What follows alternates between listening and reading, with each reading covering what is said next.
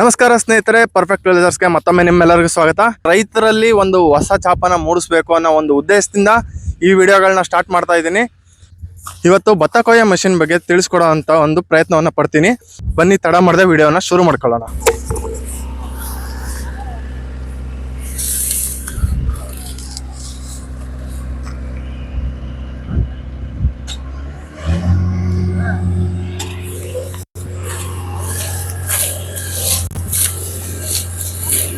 ನೀವು ಹೆಚ್ಚಾಗಿ ಅನ್ಕೊಂಡಿರ್ತೀರಾ, ಈ ಭತ್ತ ಕೊಯ್ಯೋ ಮಷಿನ್ ಹೊಂದಿದಂತ ವ್ಯಕ್ತಿಗಳು ತುಂಬಾನೇ ರಿಚ್ ಇರ್ತಾರೆ, ಹಾಗೆ ತುಂಬಾ ಲಾಭನ ಪಡ್ಕೊಂತಿರ್ತಾರೆ ಅಂತ. ಆದ್ರೆ ಅವರು ಆ ಲಾಭ ಪಡ್ಕೊಂತಿದ್ದಾರೆ ಅಂದ್ರೆ ಅದರಿಂದ ಎಷ್ಟು ಕಷ್ಟ ಇರುತ್ತೆ, ಹಾಗೂ ಅವ್ರು ಎಷ್ಟು ನಷ್ಟವನ್ನು ಅನುಭವಿಸ್ತಾರೆ, ಏನೇನ್ ಪ್ರಾಬ್ಲಮ್ಸ್ ನ ಫೇಸ್ ಮಾಡ್ತಾರೆ, ಎಲ್ಲಿವರೆಗೂ ಹೋಗ್ಬೇಕಾಗುತ್ತೆ ಫ್ಯಾಮಿಲಿಯನ್ನೆಲ್ಲ ಬಿಟ್ಟು, ಇದರ ಬಗ್ಗೆ ಪ್ರತಿಯೊಂದು ಡೀಟೇಲ್ಸ್ ನ ನಿಮ್ಗೆ ತಿಳಿಸ್ಕೊಡೋಂತ ಪ್ರಯತ್ನನ ಈ ವಿಡಿಯೋದಲ್ಲಿ ಮಾಡ್ತಿದ್ದೀನಿ. ಇದೇ ರೀತಿಯಾದಂತ ಇನ್ಫಾರ್ಮೇಟಿವ್ ವಿಡಿಯೋಸ್ ನ ನಿಮಗೆ ಕೊಡ್ತಾ ಹೋಗ್ತೀನಿ. ನೋಡಿ ಎಷ್ಟು ನೀಟಾಗಿ ಕಟಾವ್ ಮಾಡ್ತಾ ಇದ್ದಾರೆ, ಪರ್ಫೆಕ್ಟ್ ಆಗಿ. ಇದೇ ನೀವು ಜನರ ಕೈಯಲ್ಲಿ ಕೊಯ್ಸ್ಬೇಕಂದ್ರೆ ತಾಸು ಗಂಟ್ಲೆ ಬೇಕಾಗುತ್ತೆ. ಬಟ್ ಇದ್ರಲ್ಲಿ ನೋಡಿ ಎಷ್ಟು ನೀಟಾಗಿ ಕಟ್ ಆಗ್ತಾ ಇದೆ.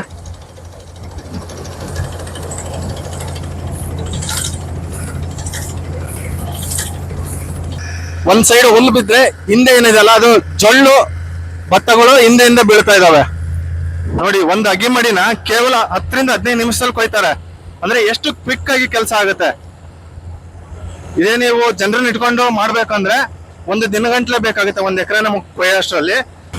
ಈಗ ಭತ್ತವನ್ನ ಕೊಯ್ದ ನಂತರ ಇಲ್ಲಿ ನೋಡ್ಬೋದು, ಟ್ರ್ಯಾಕ್ಟರ್ಗೆ ಇದನ್ನ ಲೋಡ್ ಮಾಡ್ತಾರೆ. ಯಾವ ತರ ಈ ಭತ್ತವನ್ನ ಈ ಟ್ರ್ಯಾಕ್ಟರ್ಗೆ ತುಂಬ್ತಾರೆ ಅನ್ನೋದನ್ನ ಇದ್ರಲ್ಲಿ ತೋರಿಸ್ತೀನಿ ನೋಡಿ. ಇವಾಗ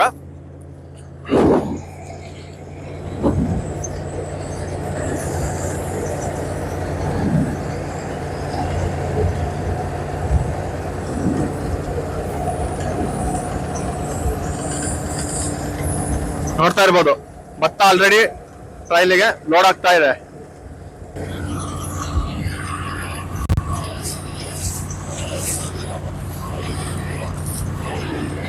ಎಲ್ಲೂ ಭತ್ತ ವೇಸ್ಟ್ ಆಗಲ್ಲ ಇದರಿಂದ.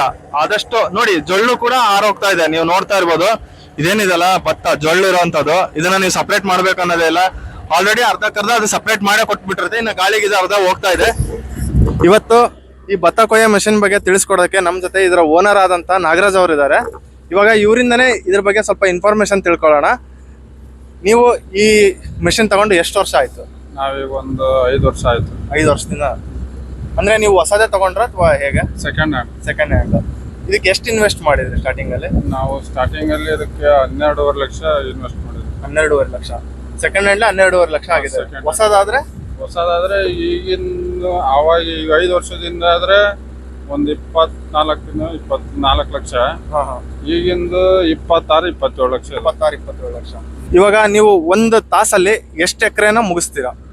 ಒಂದು ತಾಸಲ್ಲಿ 1 ಎಕರೆನೂ ಹೋಗ್ಬೋದು, 1.5 ಎಕರೆನೂ ಹೋಗ್ಬೋದು.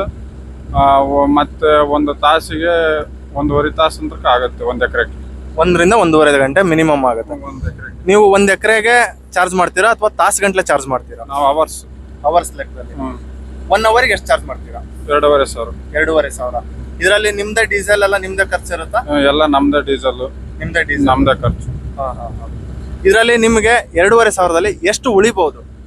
ಡೀಸೆಲ್ ಖರ್ಚು, ಗಾಡಿ ಖರ್ಚು ಎಲ್ಲ ತೆಗೆದು ಒಂದು ಮಿನಿಮಮ್ 1,000 ಹತ್ರ ಉಳಿಯುತ್ತೆ. 1,000. ದಿನದಲ್ಲಿ ಎಷ್ಟು ತಾಸು ಕೆಲಸ ಮಾಡ್ತೀರಾ? ಒಂದು ಡೈಲಿ ಸಿಕ್ಕಷ್ಟು. ಅದು ಒಂದು ದಿವಸ 8 ತಾಸು ಸಿಗುತ್ತೆ, ಒಂದು ದಿವಸ 10 ತಾಸು, 12 ತಾಸು ಹಿಂಗೆ ಸಿಗುತ್ತೆ. ಓಕೆ. ಯಾವರೇಜ್ ಆಗಿ ಒಂದು ಸೀಸನ್ ಅಲ್ಲಿ ನೀವು ಎಷ್ಟು ಲಾಭವನ್ನ ಗಳಿಸಬಹುದು? ಒಂದು 5 ರಿಂದ 6 ಲಕ್ಷ ಗಳಿಸ್ಬೋದು. ಅಂದ್ರೆ ಒಂದು ಸೀಸನ್ ಒಂದು 3 ತಿಂಗಳು ಇರುತ್ತಲ್ವಾ? 1.5 ತಿಂಗಳು. 1.5 ತಿಂಗಳಲ್ಲೇ ಅಷ್ಟೊಂದು ಇನ್ಕಮ್ ಇದೆ. ಆದ್ರೆ ಇದ್ರ ಈಗ ಲಾಭವನ್ನ ಏನ್ ನೋಡಿದ್ರಲ್ಲ, ಜನರಿಗೆ ಈ ಲಾಭ ತುಂಬಾ ಹೈಲೈಟ್ ಆಗಿ ಕಾಣಿಸುತ್ತೆ. 5 ಲಕ್ಷ ಅನ್ನೋದು ದೊಡ್ಡ ಅಮೌಂಟ್ ಆಗಿ ಕಾಣಿಸುತ್ತೆ. ಇದ್ರ ಹಿಂದೆ ಇರೋಂತ ಪರಿಶ್ರಮ, ಅದ್ರ ಖರ್ಚು, ಅದ್ರ ವೆಚ್ಚ ಅವೆಲ್ಲ ನೋಡಿದ್ರೆ ಈ ಮಿಷಿನ್ನು ಬೇಡ, ಏನೂ ಬೇಡ ಅನಿಸ್ತೈತಿ. ಅವ್ರಿಗೆ ಜನಕ್ಕೆ ಹೆಂಗಾಗ್ಬಿಡುತ್ತಂದ್ರೆ ಈಗ ಲಾಭದ ಅಷ್ಟೇ ನೋಡ್ತಾರೆ, ಹಿಂದೆ ನಷ್ಟದ್ದೇನು ನೋಡಂಗಿಲ್ಲ. ಇದರಲ್ಲಿ ನೀವು ಬಹಳ ಫೇಸ್ ಮಾಡೋಂತ ಪ್ರಾಬ್ಲಮ್ಸ್, ಅದು major problem. Engine pump, track, ಮೋಟ್ರ, ಗೇರ್ ಬಾಕ್ಸು, ಅದೇ ಇವೆಲ್ಲ ಪ್ರಾಬ್ಲಮ್ಸ್ ಬರುತ್ತೆ. ಇವಾಗ ಒಂದು ಸ್ಪೇರ್ ಪಾರ್ಟ್ ಹೋಯ್ತು ಅಂದ್ರೆ ನಿಮ್ಗೆ ಎಷ್ಟು ಖರ್ಚು ಬರುತ್ತೆ? ಈಗ ಒಂದು ನಾವು ರೂಟರ್ ಬೇರಿಂಗ್ ತರಕ್ ಹೋದ್ರೆ 1500ರಿಂದ 3000 ಬೀಳುತ್ತೆ ಒಂದ್ ಬೇರಿಂಗ್ ಒಂದ್ ಸೈಡ್. ಅದೇ ಮತ್ತೆ ಸಣ್ಣ ಪುಟ್ಟ ಬೇರಿಂಗ್ ತರಕ್ ಹೋದ್ರೆ ಒಂದು 300-400 ರೂಪಾಯಿ ಎಲ್ಲ ಬೀಳ್ತವೆ. ಈ ಮೇಜರ್ ಖರ್ಚು ಅವೆ ಅದ. ಈಗ ನೀವು ಸರ್ವಿಸ್ ಅಂತ ಏನಾದ್ರು ಮಾಡಿಸ್ತೀರಾ? ತಿಂಗಳ ಸರ್ವಿಸ್ ಮಾಡಿಸ್ತೀರಾ? ಇಲ್ಲ, ನಾವು ಸೀಸನ್ ಒಮ್ಮೆ ಸರ್ವಿಸ್ ಮಾಡ್ತೀವಿ. ಸೀಸನ್ ಇದು ಆಲ್ಮೋಸ್ಟ್ ನೀವೇ ರಿಪೇರಿ ಮಾಡ್ತೀರಾ? ಮೈನರ್ ಎಲ್ಲ ನಾವೇ ಮಾಡ್ತೇವೆ, ಮೈನರ್ ಎಲ್ಲ. ನೀವು ಎಷ್ಟು ಜನ ಸೇರ್ ಮಾಡ್ತಾ ಇದೀರಾ ಇದನ್ನ? ನಾವೊಂದು 2-3 ಅಣ್ಣ ತಮ್ಮಂದ್ರೆ. ಅಣ್ಣ ತಮ್ಮ. ಈಗ ನಿಮ್ಗೆ ಇದಕ್ಕೆ ಯಾವ್ದಾದ್ರು ಎಕ್ಸ್ಟ್ರಾ ಕೆಲಸಗಾರರ ನೆಸಿಟಿ ಬೀಳುತ್ತೋ ಅಥವಾ ನೀವೇ ಮೇಂಟೈನ್ ಮಾಡ್ತಾ ಇದೀರಾ ಕಂಪ್ಲೀಟ್? ಇಲ್ಲ, ನಾವೇ ಮೇಂಟೈನ್ ಮಾಡ್ತಾ ಇದ್ವಿ. ಈಗ ಕಂಪ್ಲೀಟ್ ನೀವು ಮೇಂಟೈನ್ ಮಾಡೋದ್ರಿಂದ ನಿಮಗೆ ಸ್ವಲ್ಪ ಲಾಭ ಉಳಿಯುತ್ತೆ. ನಾವೇ ಈಗ ಕೆಲಸ ಮಾಡಿದ್ರೆ ಮನೆಯವ್ರೆ ಲಾಭ ಬರುತ್ತೆ. ಬೇರೆ ಆ ಕೆಲಸಗಾರನ ನಷ್ಟ. ಅವ್ರಿಗೆ ಮತ್ತೆ ಸಂಬಳ ಕೊಡ್ಬೇಕು. ಅದೇ ಉಳಿಯೋದು ನಮಗೆ. ನೀವು ಬರೀ ಇಲ್ಲಿ ಲೋಕಲ್ ಅಲ್ಲೇ ಇದನ್ನ ಕೆಲಸ ಮಾಡ್ತೀರಾ ಅಥವಾ ಬೇರೆ ಊರುಗಳ ಕಡೆಗೂ? ಇಲ್ಲ, ಹೋಗ್ತೇವೆ ಬೇರೆ ಊರುಗಳಿಗೆ. ಎಲ್ಲಿವರೆಗೂ ಹೋಗ್ತೀರಾ? ನಾವೀಗ ಇಲ್ಲಿ ನಮ್ಮೂರು ಮುಗಿಸ್ಕೊಂಡು ಮತ್ತೆ ಈ ಹೆಸರು ಉದ್ದು ಸಾಹೇಬನ್ ಅಂತ ಬರುತ್ತೆ. ಮತ್ತೆ ಈ ಕಡೆ ಲಕ್ಷ್ಮೇಶ್ವರ, ಧಾರವಾಡ, ಹುಬ್ಳಿ, ಗದಗ, ನರಗುಂದ, ನವಲಗುಂದ ಆ ಸೈಡ್ ಆಲ್ಮೋಸ್ಟ್ ಇಲ್ಲಿಂದ 200-300 ಕಿಲೋಮೀಟರ್ ಆಚೆನೆ ಹೋಗಿರ್ತೀರಾ. ಕೆಲವೊಬ್ರು ಈಗ ಈ ವಿಡಿಯೋ ನೋಡ್ರೆ ಏನ್ ಅನ್ಸುತ್ತೆ, ಅವ್ರು 5 ಲಕ್ಷ 6 ಲಕ್ಷ ದುಡಿತಾರೆ 1.5 ತಿಂಗಳಿಗೆ ಅಂತ ನೋಡ್ತೀರಾ. ಆದ್ರೆ ಅವ್ರ ಮನೆ ಫ್ಯಾಮಿಲಿ ಎಲ್ಲಾ ಬಿಟ್ಟು 200-300 ಕಿಲೋಮೀಟರ್ ದುಡಿಯಕ್ ಹೋಗ್ಬೇಕು. ನಿಮ್ಗೆ ಏನ್ ಅನ್ಸುತ್ತೆ ಇದರಿಂದ? ನೀವು ಓವರ್ ಆಲ್ ಏನ್ ಅನ್ಸುತ್ತೆ ಈ ಮಿಷಿನ್ ತಗೋಬೇಕು ಅನ್ನೋರಿಗೆ ನೀವೇನ್ ಹೇಳಕ್ ಇಷ್ಟಪಡ್ತೀರಾ? ಇಲ್ಲ, ತಗೊಂಡು ದುಡಿಯೋರಿಗೆ ಏನು ನಮಗೇನು ಅದೇನು ಅಬ್ಜೆಕ್ಷನ್ ಇಲ್ಲ. ದುಡಿಬಹುದು, ಅವ್ರವ್ರ ವೈಯಕ್ತಿಕ ಅದು. ದುಡಿಯೋ ಅನ್ನೋ ಹುಮ್ಮಸ್ ಇರ್ಬೇಕು, ದುಡಿಬೇಕು. ಹೌದೌದು. ನಿಮ್ಗೆ ಇದು ಕಷ್ಟ ಅನ್ಸುತ್ತಾ? ಯಾವಾಗಾದ್ರೂ ಕಷ್ಟ ಅನ್ನ ಈಗ ನಾವೆಲ್ಲ ಮಾಡಿ ಈಗ ಹೆಚ್ಚು ಕಡಿಮೆ ಅಂದ್ರೆ ನಾವು ಈಗ ಡ್ರೈವಿಂಗ್ ಮಾಡಕತ್ತ 10 ವರ್ಷ ಆಯ್ತು.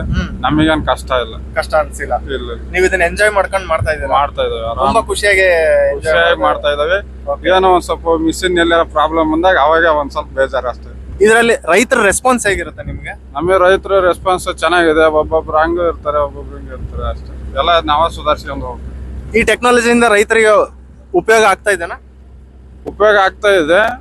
ಈಗ ಮೊದ್ಲು ಈಗ ಎಲ್ಲ ಕೈಲಿ ಕೊಯ್ದು ಒಕ್ಲು ಮಾಡಾರೆ. ಈಗ ಇದು ಬಂದಾಗಿಂದ ಅನುಕೂಲ ಆಗೈತಿ ರೈತರಿಗೆ. ಈಗ ಒಕ್ಲು ಮಾಡೋದು ಹಗುರ ಅಂತ ಹೇಳ್ತಾರ ಅಥವಾ ರೈತರು ಇದು ಹಗುರ ಅಂತ? ಅದು ಆಗಿನ ಕಾಲದ ಜನಕ್ಕೆ ಅದು ಹಗುರ ಅನ್ನೋದಿತ್ತು. ಈಗಿನ ಕಾಲದ ಜನಕ್ಕೆ ಇದು ಹಗುರ ಆಗ್ತದೆ. ಇವಾಗ ಇದೆಲ್ಲ ಭತ್ತನ ಆಲ್ರೆಡಿ ಸಪರೇಟ್ ಮಾಡಿ ಕೊಟ್ಬಿಡುತ್ತೆ, ಡಬಲ್ ಕೆಲಸನ ಕಡಿಮೆ ಮಾಡ್ತಾ ಇದೆ. ಅದು ರೈತ ಈಗ ಎಲ್ಲ ಆಳುಗಳು ಎಲ್ಲ ಬರವಲ್ಲ, ಅದು ಒಂದೊಂದೇ ಕೆಲಸ ಎಲ್ಲ ಒಂದ್ ದಿವ್ಸ ಮಾಡೋರು. ಒಂದ್ ವಾರ ಆಗೋದು. ಇದು ಹಂಗಲ್ಲ, ಇದು 1 ತಾಸು 2 ಗಂಟೆಗೆ ಎಲ್ಲ ಮುಗಿದೋಗ್ಬಿಡ್ತೈತಿ. ಈಗ 5-6 ಲಕ್ಷ ಅಂದ್ರಲ್ಲ, ಅದು ನಿವ್ವಳ ಲಾಭನ ಅಥವಾ ಅದರಲ್ಲಿ ಖರ್ಚು ಇನ್ಕ್ಲೂಡೆಡ್ ಇರುತ್ತೆ? ಅದರಲ್ಲಿ ಖರ್ಚು ಇದೆ 5 ಲಕ್ಷದ ಖರ್ಚು ಇರುತ್ತೆ. ಆ ಖರ್ಚು ತೆಗೆದು ಎಷ್ಟು ಉಳಿಯುತ್ತೆ ನಿಮ್ಗೆ? ಅದರಲ್ಲಿ 3 ಲಕ್ಷ ಉಳಿಯುತ್ತೆ. 3 ಲಕ್ಷ ಉಳಿಯುತ್ತೆ. 2 ಲಕ್ಷ ಖರ್ಚು ತೆಗಿತೀರಾ ನೋಡಿ. 1.5 2 ತಿಂಗಳ ಸೀಸನ್ ಇರುತ್ತೆ, ಅದು ಭತ್ತದ ಸೀಸನ್. ಆ ಟೈಮ್ ಅಲ್ಲಿ ಇಷ್ಟು ಲಾಭ ಬರುತ್ತೆ. ಇನ್ನು ಹಾಫ್ ಸೀಸನ್ ಅಲ್ಲಿ ಏನ್ ಮಾಡ್ತಾರೆ ಅಂತ ತಿಳ್ಕೊಳ್ಳೋಣ. ಈಗ ಸೀಸನ್ ಮುಗೀತು ಅಂದ್ರೆ ನೀವೇನ್ ಮಾಡ್ತೀರಾ? ಮನೆಗೆ ಕೆಲಸ. ಮನೇಲಿ ಕೆಲಸ ಅಂದ್ರೆ ಲೈಕ್ ಎಷ್ಟು ದಿನ ನೀವು ಖಾಲಿ ಕೂರ್ಬೇಕಾಗುತ್ತೆ ಇದರಲ್ಲಿ? ಈಗ ನಾವು ಖಾಲಿ ಕೂರ್ಬೇಕಂದ್ರೆ ಈ 1 ತಿಂಗಳ ಅಂತ ಖಾಲಿ ಕೂರ್ತೇವೆ. 1 ತಿಂಗಳ ಖಾಲಿ. ಇವಾಗ ಅದು ನಿಮಗೆ ಲಾಸ್ ಇದ್ದಂಗೆನೆ. ಇವಾಗ 1 ತಿಂಗಳ ಮಷಿನ್ ಓಡಿಲ್ಲ ಅಂದ್ರೆ? ಇಲ್ಲ, ಲಾಸ್ ಅನ್ನೋದೇನಲ್ಲ, ತೆಗಿತೇವೆ ಅದನ್ನ ಮತ್ತೆ ನೆಕ್ಸ್ಟ್ ಸೀಸನ್ ಅಲ್ಲಿ ತೆಗ್ಕೊಂತೀರಾ. ಅಂದ್ರೆ ಒಟ್ಟು ಹಾರ್ಡ್ ವರ್ಕರ್ ನೀವು ಕಂಪ್ಲೀಟ್ ಆಗಿ. ಅಣ್ಣ ತಮ್ಮಂದ್ರೆಲ್ಲ ಹಾರ್ಡ್ ವರ್ಕ್ ಮಾಡೇ ಮಾಡ್ತೀರಾ. ಫೀಲ್ಡ್ ವರ್ಕ್ ಬೇಕೇ ಬೇಕಾಗುತ್ತೆ ಇದರಲ್ಲಿ. ಓಕೆ, ಇದರಲ್ಲಿ ನಿಮ್ಗೆ ಈಗ ಬೇರೆ ಊರುಗಳಿಗೆ ಹೋಗ್ತಿರಲ್ಲ, ಅಲ್ಲಿ ಆನ್ ದ ವೇ ಏನಾದ್ರು ಸಮಸ್ಯೆಗಳು ಆಗುತ್ತಾ ನಿಮ್ಗೆ? ಇಲ್ಲ, ಆ ತರ ಏನು ಸಮಸ್ಯೆ ಆಗಲ್ಲ? ಸಮಸ್ಯೆ ಏನಿಲ್ಲ. ಏನು ಅಲ್ಲಿ ಹೋದಾಗ ಬೇರೆ ಜನ ಕಿರಿಕ್ ಮಾಡೋದು, ತೊಂದರೆ ಮಾಡೋದು ಆ ತರದ್ ಯಾವ್ದು ಇಲ್ಲ. ಓಕೆ, ಇದ್ರ ಊಟದ ವ್ಯವಸ್ಥೆ ಎಲ್ಲ ನಿಮ್ದೆ? ಊಟ ತಿಂಡಿ ವ್ಯವಸ್ಥೆ ಎಲ್ಲ ನೀವೇ ಮಾಡ್ಕೊಂತೀರಾ? ರೈತರು ಒಬ್ಬೊಬ್ರು ತಗೊಂಬರ್ತಾರೆ, ಒಬ್ಬೊಬ್ರು ತಗೊಂಬರಂಗಿಲ್ಲ. ಊಟದ ವ್ಯವಸ್ಥೆ ನಾವೇ ಮಾಡ್ಕೊಂತೀವಿ. ಈಗ ದೂರಗಳಿಗೆ ಹೋಗ್ತಿರಲ್ಲ, ಉಳ್ಕೊಳ್ಳೋದೆಲ್ಲ ಹೆಂಗೆ ಅಲ್ಲಿ? ಅಲ್ಲೆಲ್ಲ ಈ ಜಮೀನ್ ಯಾವ್ದು ರೈತರ ಹೊಲಕ್ ಹೋಯ್ತಾವಲ್ಲ, ಅವ್ರ ಜಮೀನ್ ಇರುತ್ತಲ್ಲ, ಅಲ್ಲೇ ಉಳ್ಕೊಂತೀವಿ. ಜಮೀನಲ್ಲೇ, ಓಪನ್ ಫೀಲ್ಡ್ ಅಲ್ಲೇ? ಮತ್ತೆ ಅವಾಗ ಭಯ ಅನ್ಸಲ್ವಾ ನಿಮ್ಗೆ ಅಲ್ಲಿ? ಇಲ್ಲ, ನಾವೆಲ್ಲ ಸೆಟ್ ಆಗ್ಬಿಟ್ಟದ ಅದಕ್ಕೆಲ್ಲ ವಾತಾವರಣಕ್ಕೆ. ಓಕೆ, ಈಗ ನೀವು ಕೆಲವೊಂದು ಊರುಗಳಿಗೆ ಹೋಗ್ತೀರಾ, ಈಗ ಕೊಯ್ಬೇಕಾರೆ ಹಾವುಗಳು ಬರ್ತಾವು, ಹುಳ ಉಪ್ಪಡಿ ಕಾಟ, ಅವಾಗ ನಿಮ್ಗೆ ಏನ್ ಅನ್ಸುತ್ತೆ? ನಾವು ಈಗ ಅದು ಎಲ್ಲ ಅನುಭವ ಆಗಿರೋದ್ರಿಂದ ಮಿಷಿನ್ ಕೆಳಗಿಳಿಸಿ ಟ್ರೈಲರ್ನೇ ಮಲ್ಕೊಂಡ್ಬಿಡ್ತೀವಿ. ಓಕೆ, ನೀವು ಆಚೆ ಹೋಗ್ತಿರಲ್ಲ 2 ದಿನ 3 ದಿನ ಅಥವಾ ವಾರ ಗಂಟ್ಲೆನೂ ಆಗ್ಬೋದು, ಅವಾಗ ಫ್ಯಾಮಿಲಿ ಟೈಮ್ ಕೊಡಕ್ ಆಗೋದಿಲ್ಲ. ಅವಾಗ ನಿಮ್ಗೆ ಏನ್ ಅನ್ಸುತ್ತೆ ಅದ್ರ ಬಗ್ಗೆ? ನಮಗೆ ಈಗ ಹೊರಗಡೆ ಹೋದಾಗ ಬೇಜಾರು ಅನ್ಸುತ್ತೆ, ಊರಾಗಿಲ್ಲಲ್ಲ ಮನ್ಯಾಗಿಲ್ಲಲ್ಲ ಅಂತಂದು. ಆದ್ರೆ ಮತ್ತೆ ನಮ್ ಕರ್ತವ್ಯ ನಾವು ಬಿಡಂಗಿಲ್ಲ. ಈಗ ನಾವ್ ದುಡಿದ್ರೇನೆ ಮನೆ ಮುಂದೆ ಸಂಸಾರ ನಡೆಯೋದು. ಕರೆಕ್ಟ್. ಈಗ ಮನೇಲಿ ನಾವು ಗಂಡ್ಮಕ್ಳು ದುಡಿದೇ ಹೋದ್ರೆ ಮನೆ ಹಂಗೆ ನಿಂತ್ಕೊಂಡ್ಬಿಡುತ್ತೆ, ಮುಂದೆ ಹೋಗಲ್ಲ. ನೋಡಿ, ಗಂಡ್ಮಕ್ಳ ಜೀವನ ಯಾವ್ದು ಅಷ್ಟು ಸುಲಭ ಇರಲ್ಲ. ಎಲ್ಲಾ ಇದೆ ಅಂದ್ರೂ ಕೂಡ ದುಡಿಯಕ್ ಹೊರಗೆ ಹೋಗ್ಲೇಬೇಕು. ಫ್ಯಾಮಿಲಿ ಅನ್ನೋದು ಲೆಕ್ಸಂಗಿಲ್ಲ, ಮಳೆ ಗಾಳಿ ಏನೂ ಲೆಕ್ಸಂಗಿಲ್ಲ. ಎಲ್ಲದನ್ನು ಕೂಡ ಸೈಡಿಗೆ ಬದಿಗಿಟ್ಟು ಈ ಕೆಲಸನ ಮಾಡಬೇಕು. ಅವರು ಈ ಕರ್ತವ್ಯಕ್ಕೆ ಅಷ್ಟು ನಿಷ್ಠೆಯಿಂದ ಮಾಡ್ತಾ ಇದ್ದಾರೆ, ಅದಕ್ಕೋಸ್ಕರ ಅಷ್ಟು ಲಾಭವನ್ನು ಪಡ್ಕೊಂತಿದ್ದಾರೆ. ಮನೇಲಿ ಖಾಲಿ ಕುತ್ಕೊಂಡು ನಂಗೆ ಕೈಲಿ ಆಗಲ್ಲ ಅಂತ ಕೈ ಕಟ್ಕೊಂಡು ಕೂರಕ್ ಹೋಗ್ಬಿಟ್ರಿ. ಕಷ್ಟ ಅನ್ನೋದು ಎಲ್ರಿಗೂ ಇದ್ದೇ ಇರುತ್ತೆ. ಅದನ್ನೆಲ್ಲ ಸೈಡಿಗೆ ಇಟ್ಟು ಮುಂದೆ ಹೋದಾಗ್ಲೇ ಸಕ್ಸಸ್ ಅನ್ನೋ ಸಿಗೋದು. ಈ ವಿಡಿಯೋಗೆ ನೀವು ಸಪೋರ್ಟ್ ಮಾಡಿದಂತ ನಿಮಗೆ ಥ್ಯಾಂಕ್ ಯು ಸೋ ಮಚ್. ಈ ಭತ್ತ ಕೊಯ್ಯೋ ಮಷಿನ್ಗೆ ಗೌರ್ಮೆಂಟ್ ಇಂದ SC/ST ಅವರಿಗೆ 18 ಲಕ್ಷದವರೆಗೂ ಸಬ್ಸಿಡಿಯನ್ನು ಕೊಡ್ತಾರೆ. ಅದೇ ರೀತಿಯಾಗಿ ಜನರಲ್ ಮೆರಿಟ್ ಅವರಿಗೆ 12 ಲಕ್ಷದವರೆಗೂ ಸಬ್ಸಿಡಿಯನ್ನ ಕೊಡ್ತಾರೆ. ಇದರ ಸದುಪಯೋಗವನ್ನ ಎಲ್ಲರೂ ಕೂಡ ಪಡ್ಕೊಬಹುದು. ಸಮಯದ ಅಭಾವನ ತಪ್ಪಿಸೋಕ್ಕೋಸ್ಕರ ಈ ಯಂತ್ರೋಪಕರಣಗಳು ಬಂದಿದ್ದಾವೆ. ಟೆಕ್ನಾಲಜಿಯನ್ನ ರೈತರು ಉಪಯೋಗಿಸ್ಕೋಬೇಕು, ಒಳ್ಳೇದು. ಆದರೆ ಇದರಲ್ಲಿ ಒಂದು ಡ್ರಾಬ್ಯಾಕ್ ಏನಪ್ಪ ಅಂದ್ರೆ ರೈತರಿಗೆ ಹುಲ್ಲು ಸಿಗೋದಿಲ್ಲ. ಅದು ಬಿಟ್ರೆ ಮಳೆಗಾಲದಲ್ಲಿ ಏನು ತೊಂದರೆ ಆಗೋದಿಲ್ಲ. ಈಸಿಯಾಗಿ ಕೊಯ್ದು ಭತ್ತವನ್ನ ಆಲ್ರೆಡಿ ಬೇರ್ಪಡಿಸಿ ಕೊಟ್ಬಿಡುತ್ತೆ. ಹಾಗಾಗಿ ಇದು ರೈತರಿಗೆ ತುಂಬಾ ಉಪಯುಕ್ತವಾಗಿದೆ. ಕೇವಲ ನೀವು ಭತ್ತ ಕೊಯ್ಯೋದನ್ನ ಮಾತ್ರ ನೋಡಿದ್ರೆ, ಆ ಮಷಿನ್ ಮಾತ್ರ ನೋಡಿದ್ರೆ, ಆ ಮಷಿನನ್ನ ಮನೆಯಿಂದ ಹೇಗೆ ತರ್ತಾರೆ, ಇಲ್ಲಿಂದ ಮನೆಗೆ ಹೇಗೆ ತಗೊಂಡು ಹೋಗ್ತಾರೆ ಅನ್ನೋ ಒಂದು ಪ್ರೊಸೆಸ್ ಅನ್ನು ಕೂಡ ಇದರಲ್ಲಿ ತೋರಿಸ್ತೀನಿ ನೋಡಿ. ಇವಾಗ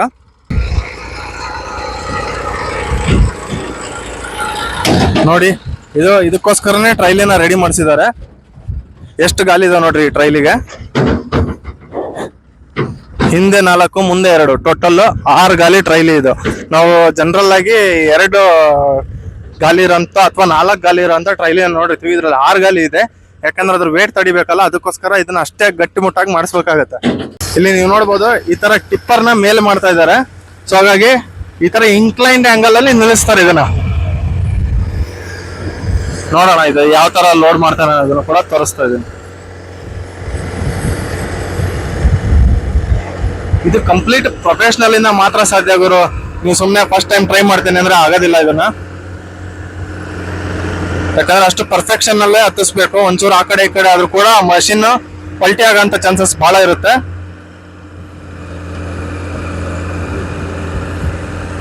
ನೋಡಿ ಇದು ಎಷ್ಟು ಇನ್ಕ್ಲೈನ್ ಲೆವೆಲ್ ಎಷ್ಟಿದೆ. ಓ ಸೂಪರ್.